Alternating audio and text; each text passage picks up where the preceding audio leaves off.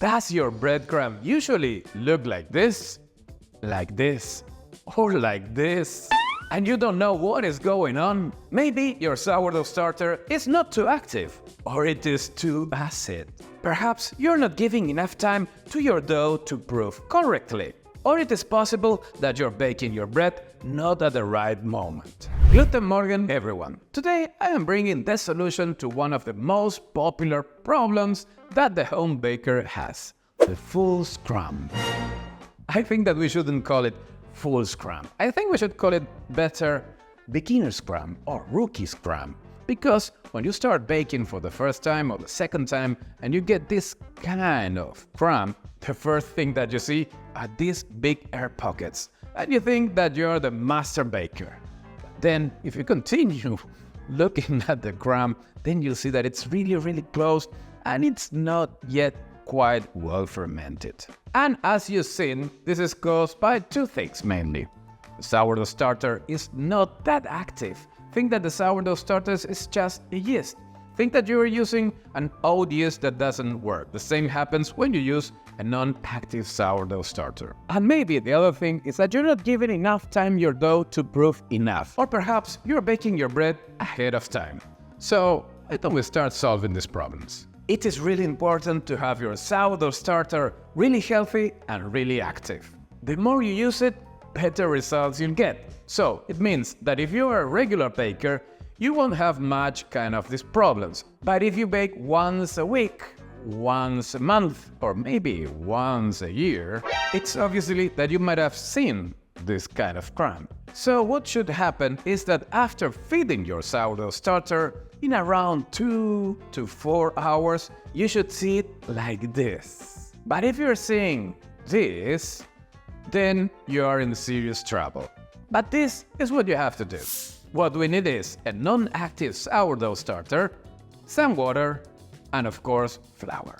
First of all, what we're going to do is to discard half of the starter. Okay, I know that you're thinking what to do with this discard. In my channel, you'll see many recipes of what to do with it. So now we add a few spoons of flour. And now we add some water. Remember that we're doing this by the eye. No measurements at all. The key is to mix it looking for this creamy texture.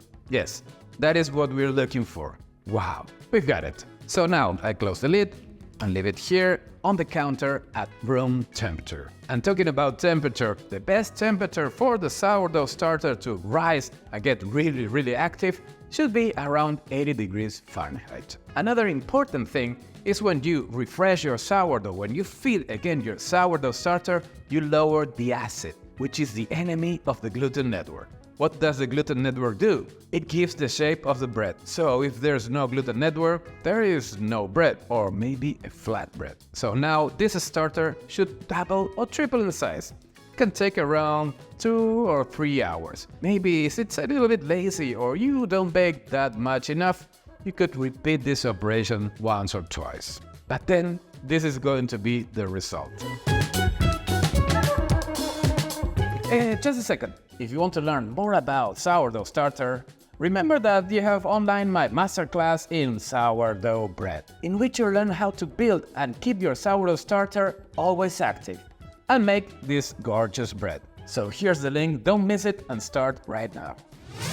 Another important problem that the home baker may have is proofing or fermentation. Usually when you finish mixing your dough, you'll find this. And the mission is to achieve this, to double or triple in size. And this mission depends on two things. One, our sourdough starter, which should be really active, and I think that we have already solved that. And the other issue is the temperature, the room temperature, which should be around 70 to 90 degrees Fahrenheit. If it's a little bit higher, that won't be much a problem since the dough will rise a little bit faster. But when the temperature is low, then we have a problem. So these are a few tricks that you could do. If you have an oven in which you can control the temperature to around 80 degrees Fahrenheit, that could be an excellent proofer. Another interesting option is to use some kind of heating gadget, just like this one, which is going to help the dough to rise faster. And you can also use it to dry your hair. Another method is to use some warm water to warm our dough. And now that the dough is fully proofed, what we have to do is to shape the bread.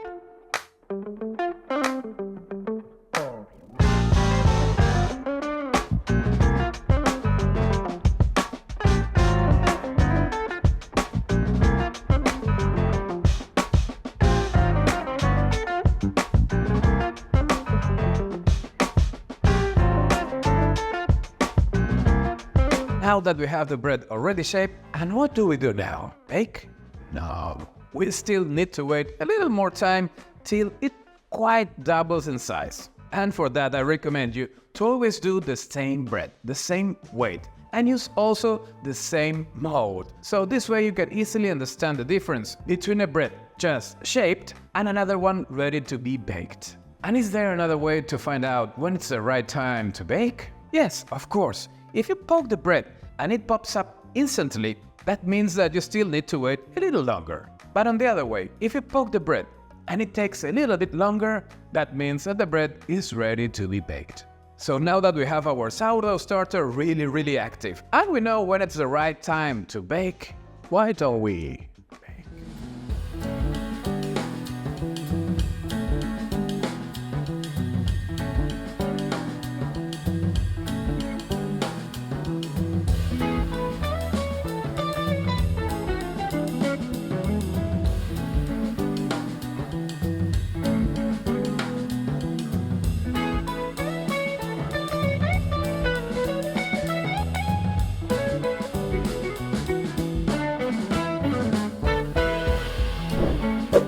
I hope I have shed some light on this issue and you can get better crumbs. And talking about crumbs, let's see how this one turned out.